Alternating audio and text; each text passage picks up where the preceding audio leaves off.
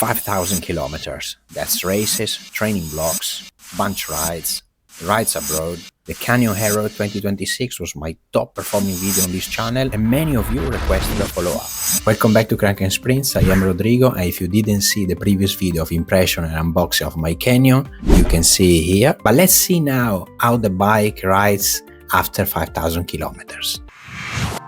The bike is fantastic even after 5,000 kilometers. At the beginning I purchased it because it's a very aero bike, and I can just confirm that super responsive on races, at cornering, but also in the climbs. With a lightweight set on climbs of Calpe, and even in wind condition is still full under control.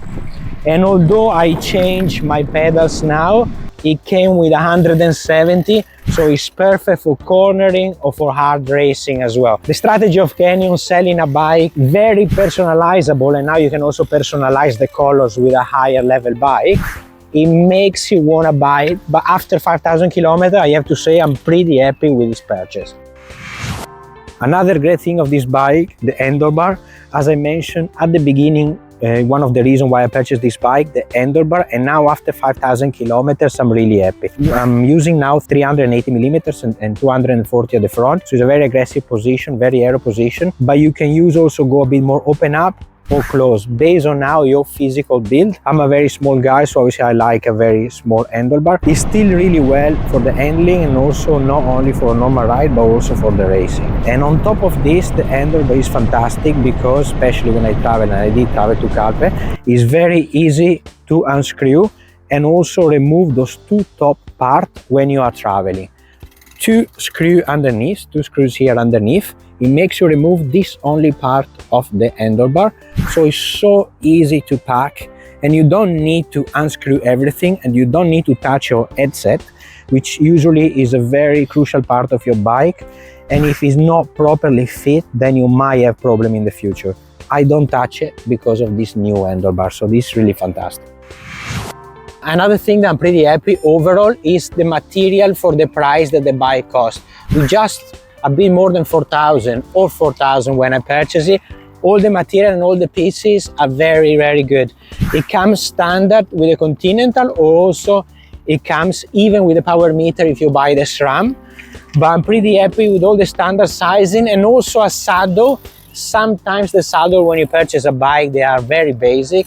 This one is really comfortable, I have to say, coming from a Prologo M5, but also having tried 3D printed saddle, I have to say this one is really comfortable. I can do long ride, can do also races, but it still has this level of comfortable that made me do any type of training or race.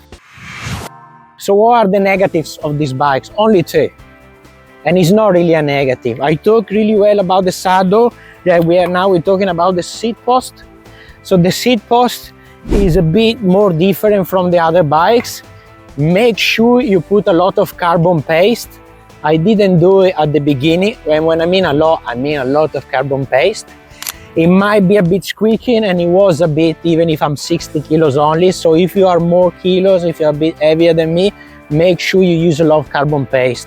It comes as standard, use it all, because this is really important if you don't want the saddle to squeak. I had friends that they had the saddle going down mid-ride, so make sure you check the saddle really well.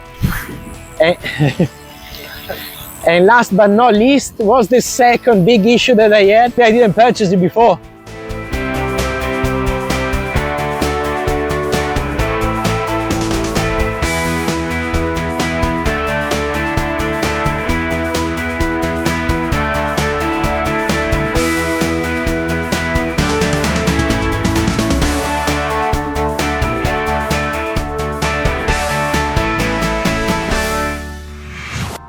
After so many kilometers, the verdict is the same. Still a great bike to ride. I'm so happy with it. From handling to all the great components that comes with the bike. I'm so happy about this purchase, and I hope you are too. Let me know in the comment down below if you have it, and if you're enjoying it, or if you are considering having one. Other than that, many of you guys before asked me what upgrades should I do with my Canyon, and guess what? On the next video I'm going to talk about all the little upgrades that I did to make my bike even more fast. And don't forget to like the video and subscribe the channel. I'll see you next time. Ciao!